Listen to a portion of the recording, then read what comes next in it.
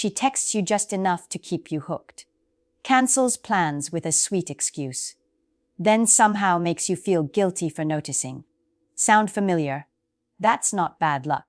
That's strategy. You've fallen into the quietest trap in modern dating, being the man she keeps on standby. Not chosen, not gone, just available. But here's the twist. It's not her fault you're stuck there. It's yours.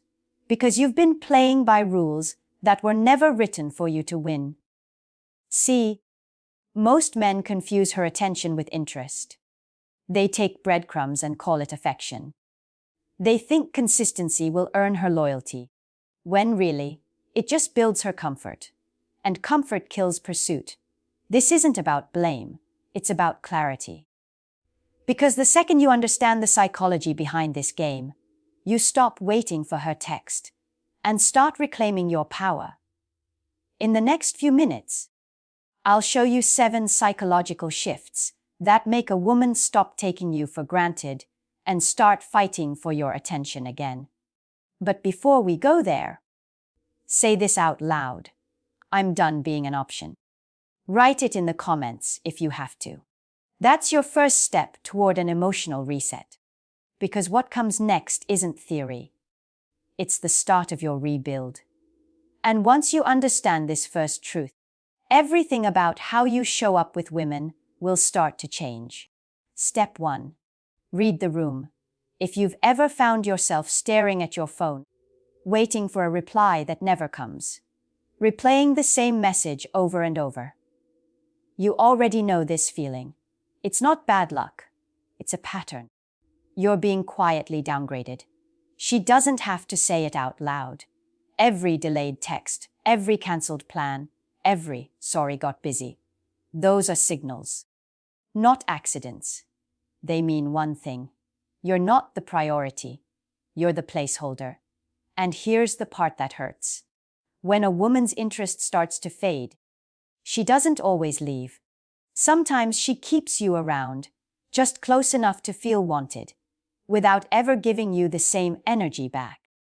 Psychologists call it intermittent reinforcement. When someone gives affection inconsistently, just enough to keep you craving the next high. That's not love. That's conditioning. Your brain starts chasing the rush, not her. But the dopamine hit of, maybe she still cares.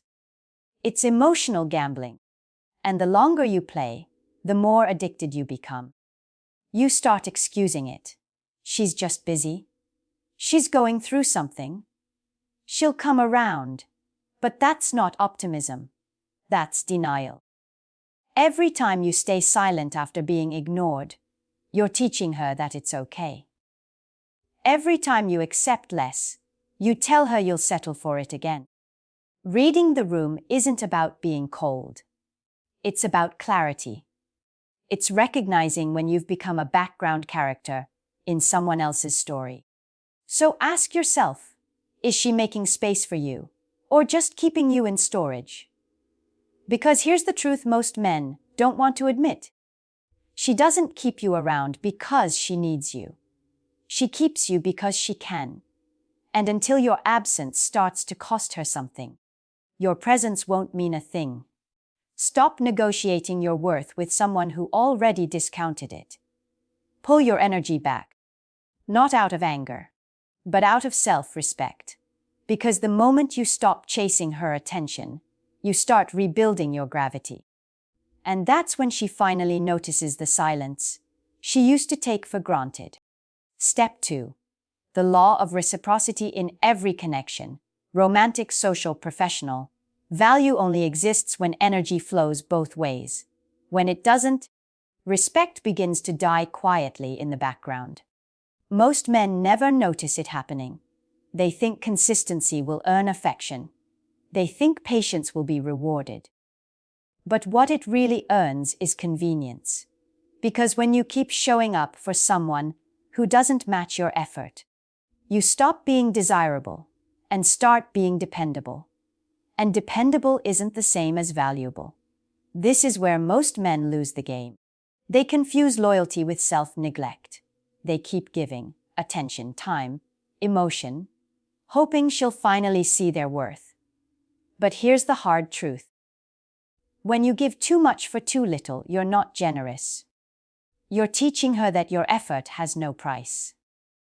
Psychologists call this behavioral conditioning. The human brain adapts fast.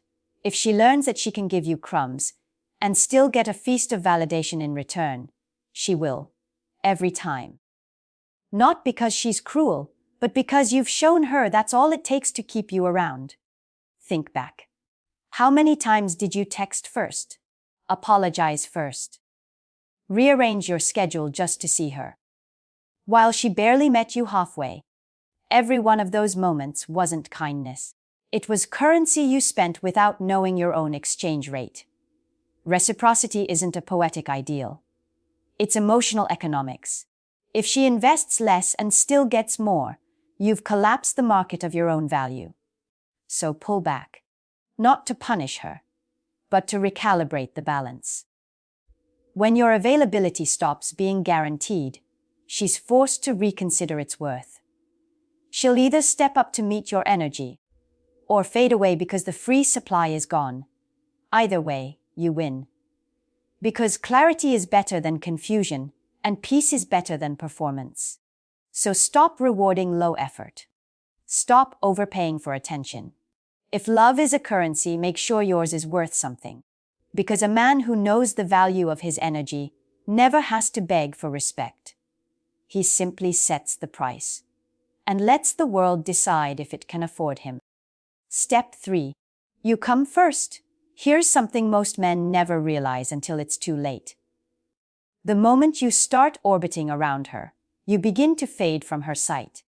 A man who builds his world around a woman eventually disappears inside it.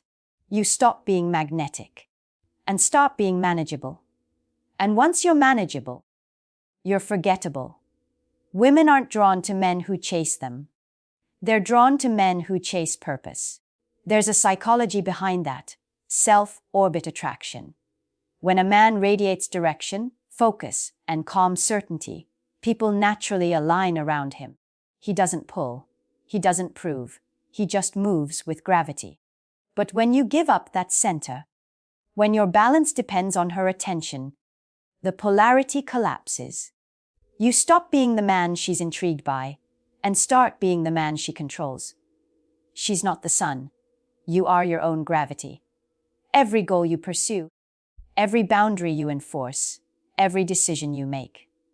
Those things create your orbit. That orbit either pulls people in or repels the ones who don't belong there. You want her to notice you again. Don't text more. Don't try harder. Build stronger. Invest in your body, your ambition, your craft, not for her approval, but because those things remind you who you were before you started begging for validation. That energy, that quiet, unbothered confidence is what makes people curious. It signals worth without needing words. She'll feel it before she admits it. She'll sense your distance, your silence, and she'll start to lean back in. It's not manipulation. It's magnetism. The same way people gather around a fire. Not because it asks them to, but because it burns on its own. So stop orbiting her moods. Stop spinning around her schedule. Step back into your own axis. Because when you move like a man who's already whole, you stop asking for her time and start commanding her respect. Step 4. The novelty factor. Predictability kills desire. Not all at once, but slowly, like air leaking from a tire, when she already knows what you'll say, when you'll reply, and how you'll react. You stop being a mystery. You become a pattern she's memorized. And the human brain doesn't crave what it understands. It craves surprise. Psychologists call this habituation. The more familiar a stimulus becomes, the weaker the emotional response. That's why the same joke stops being funny. The same touch stops feeling electric. The same text stops getting a smile. You're not boring. You're predictable. And predictable isn't attractive. So what do? You disrupt the pattern. Take longer to reply. End a conversation on your own terms. Try something new. A change of pace, a different tone, a sudden silence she didn't expect. Not to manipulate. To remind yourself that your time has rhythm, not permanence. Because here's the thing. A man who's easy to read is easy to forget. But a man with mystery, not secrecy, but depth, activates curiosity. That's dopamine. That's emotional tension. It makes her check her phone. Replay your last message. Read your words. She starts wondering again. What's he thinking? What's he doing? That wondering is attraction in motion. Predictability makes her comfortable. Unpredictability makes her intrigued. And between comfort and curiosity, desire will always choose curiosity. So don't vanish. Don't play games. Just move with quiet unpredictability. Be the story she's still trying to figure out, not the one she's already finished reading. Step 5. Be the prize. The more accessible something is, the less it's valued. That's not cynicism. That's human psychology. It's called scarcity bias. People assign higher worth to what feels limited. So when your time, your attention, and your energy are always available, they stop being meaningful. You become constant. And constants disappear in the background. When she knows she can reach you anytime, she stops reaching with intention. When she knows you'll always forgive, she stops fearing the loss. That's not confidence on her part. That's conditioning on yours. Being the prize doesn't mean acting superior. It means understanding that your energy is rare. You don't need to announce it. You just live it. You reply when you actually have time. You share less, not because you're hiding, but because you know the difference between intimacy and exposure. A treasure loses its value when it's left in the open. What's rare feels sacred. What's constant feels common. When you stop broadcasting your availability, she begins to feel your absence. And absence triggers curiosity. Curiosity triggers attraction. That's loss aversion. The brain fears losing something twice as much as it enjoys having it. So when your attention stops being guaranteed, her instincts wake up. She starts wondering who else has it now. That's not jealousy. That's recalibration. You're not punishing her with silence. You're reminding her that your attention is earned, not entitled. Because attraction isn't built on abundance. It's built on anticipation. When your energy becomes rare, your presence becomes desired. So don't lower your price to stay in her store. Raise your value until she realizes it was a privilege just to be noticed. Step 6. Draw the line. Respect doesn't come from what you tolerate. It comes from what you refuse to. Every relationship, romantic, friendship, business, is a negotiation of boundaries.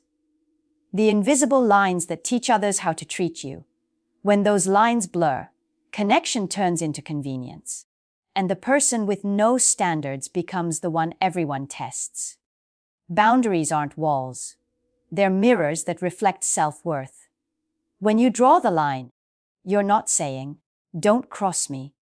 You're saying, "This is the level of access my peace requires." It's not about control. It's about clarity. She cancels plans for the third time. You don't argue. You don't chase. You simply stop rescheduling. That silence, that distance. It communicates more power than any confrontation ever could. Psychologists call this reactance. When someone senses they're losing freedom, they suddenly crave what's slipping away. So when you withdraw calmly, without anger, without pleading, you change the power dynamic instantly. A man without boundaries is like a door that never closes. Easy to enter, easier to leave.